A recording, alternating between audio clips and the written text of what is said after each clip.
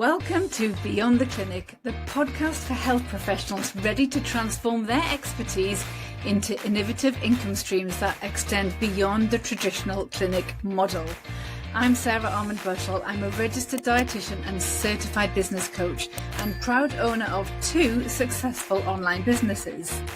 I understand the leap from the security of a regular salary can feel intimidating because I've been there too.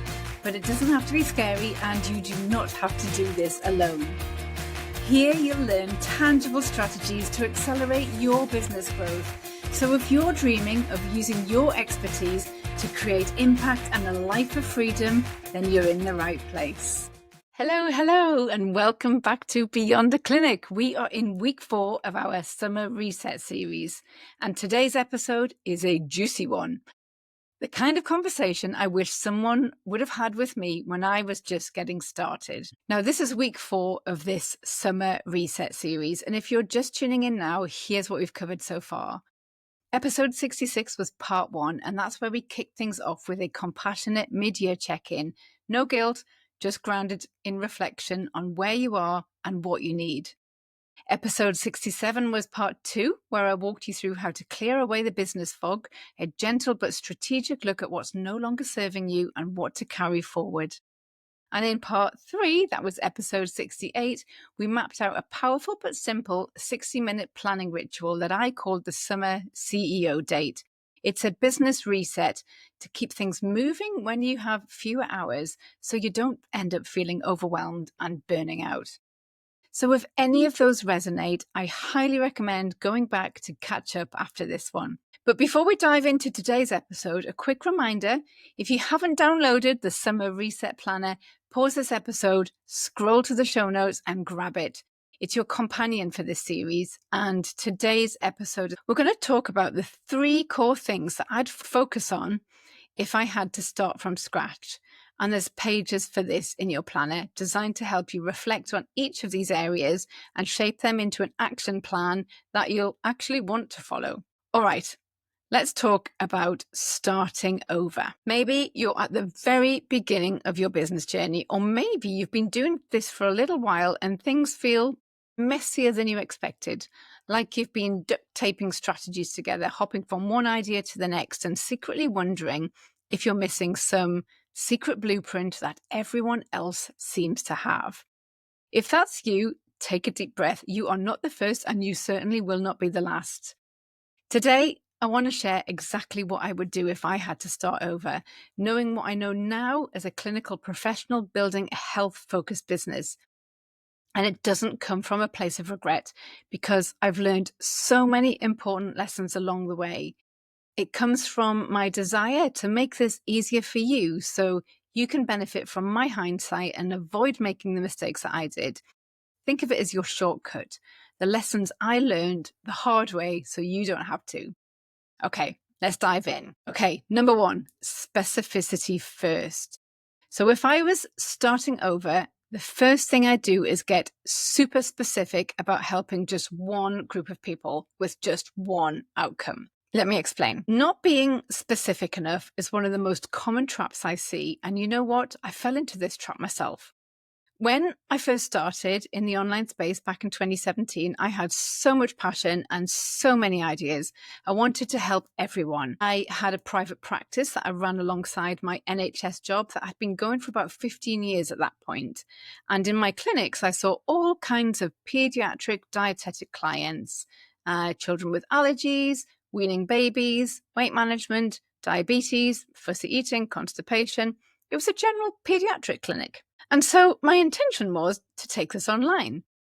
So I knew my niche was parents. That was my one group of people. But you know what? It wasn't nearly specific enough. Some of those parents had babies. Others had teenagers. Some were struggling with infant colic and reflux, and others were worried about the amount of Red Bull their teenagers were drinking. And so my website content was a bit of a mashup of blog posts about tips for toddler diarrhea, egg-free cake recipes, how to create fun food Halloween party for primary school-aged kids, and I even talked about what to do with leftover Christmas dinner if you were weaning your baby. So My offers were also all over the place too.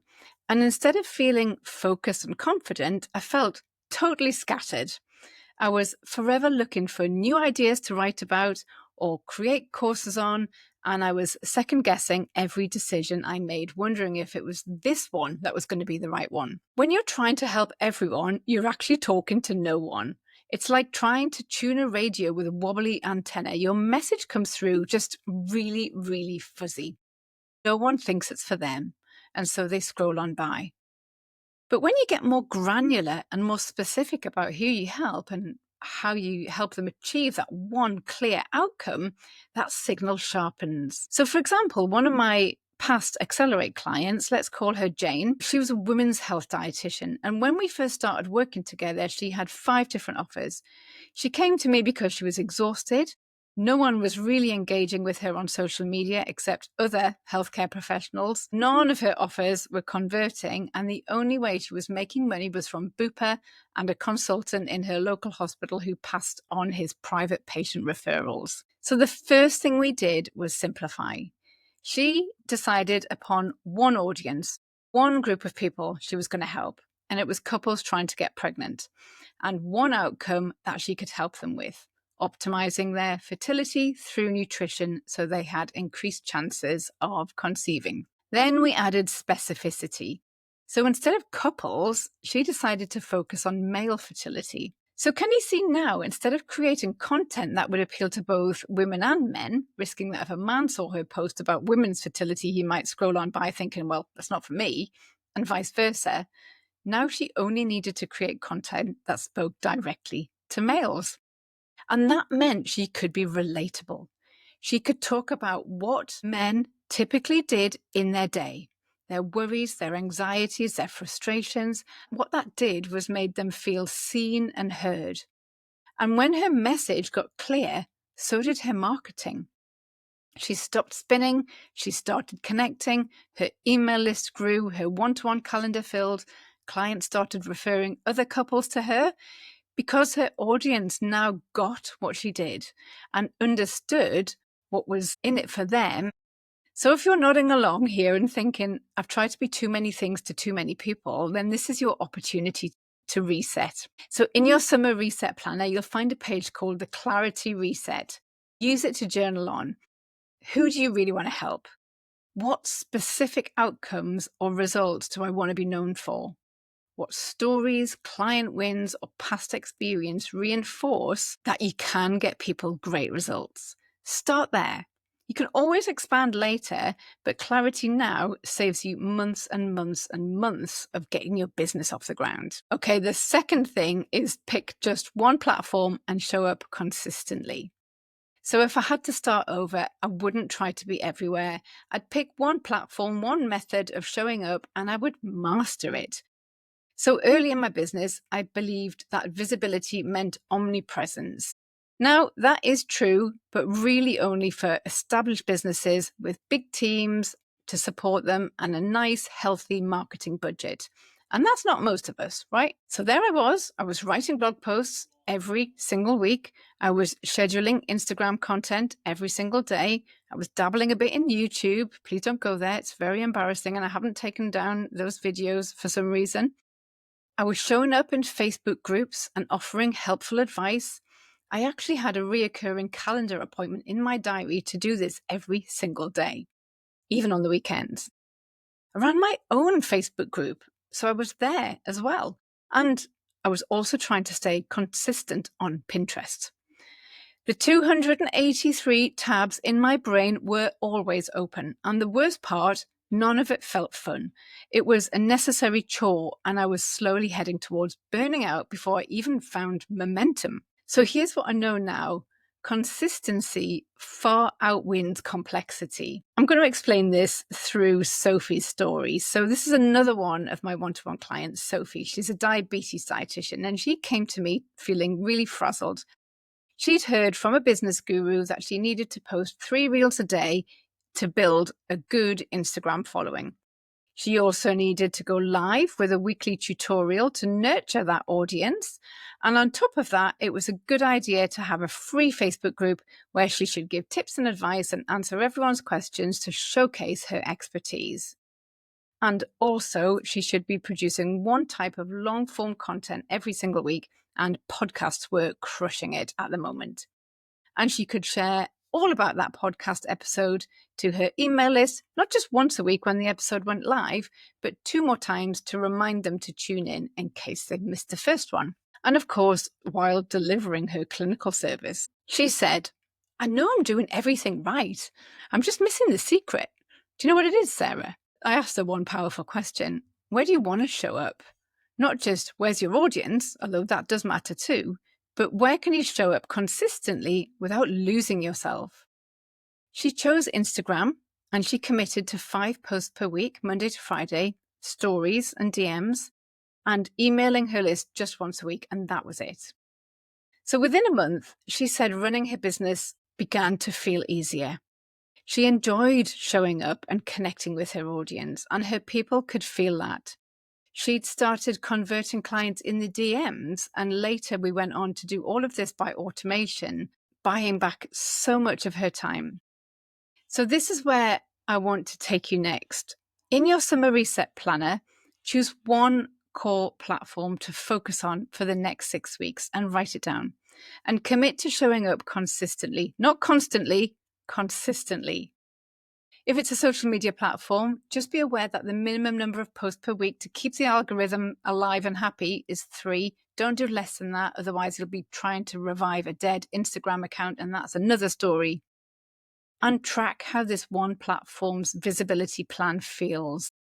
Watch what happens when you stop scattering your energy and start building presence just in one place.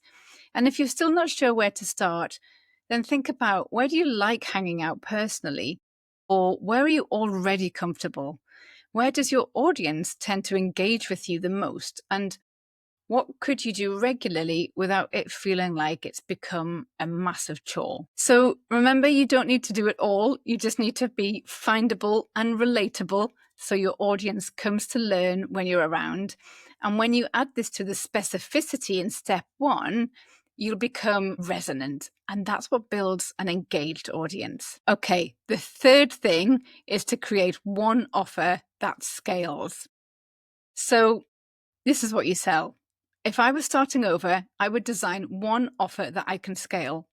Not on day one, of course, but far sooner than I did the first time round. So as I told you, I had this established clinic where I leaned heavily on one-to-ones. They felt familiar, they felt safe, they were very easy to sell, but I was also at capacity. My diary was full, but I wasn't making the income that I wanted, and I was tired actually. There were days where I resented my calendar. I'd feel that Sunday night dread the day before a client.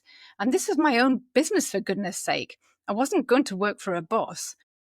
I'd stopped loving my one-to-one work. I'd had enough. I wasn't making enough money, and I hated the work. So what changed? Well, I created one scalable offer, a course actually, based on what I was already doing with some of those one-to-one clients. And it was scalable because if I sold 1 or if I sold 100, it didn't require any more of my time after it was made. So selling it, yeah, it was a bit messy at first. It wasn't perfect, but eventually I got it to work. Scalable offers aren't just about making more money. They're about creating breathing room for you, giving you more flexibility, giving you options to do other things. So I've got another client example to share with you, Rosie. Now, Rosie's been on the podcast before, so you may already know her story. She's a vegan dietitian.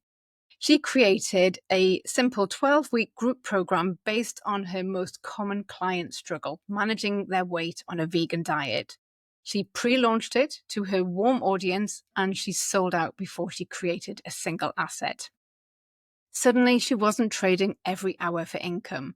She stopped seeing her one-to-one clients. She had the breathing space back and the confidence to build a membership from there. So in your summer reset planner, there's a page called Offer Audit. I want you to use it to reflect on what beneficial outcomes do I help my clients achieve over and over in my one-to-one work. And then ask yourself, could this become a group program or a short course or a membership or even a workshop that you can record once and sell? And what format would feel most easy for me to create and useful for my clients? So don't overthink it. Just start noticing the patterns. That's where your scalable offer is hiding. Okay, quick recap. If I was starting again, I'd focus on 1, specificity, one group of people with one outcome. 2, visibility, one platform, consistency over complexity. And 3, scalability, one offer that doesn't require me to be live every time I deliver it.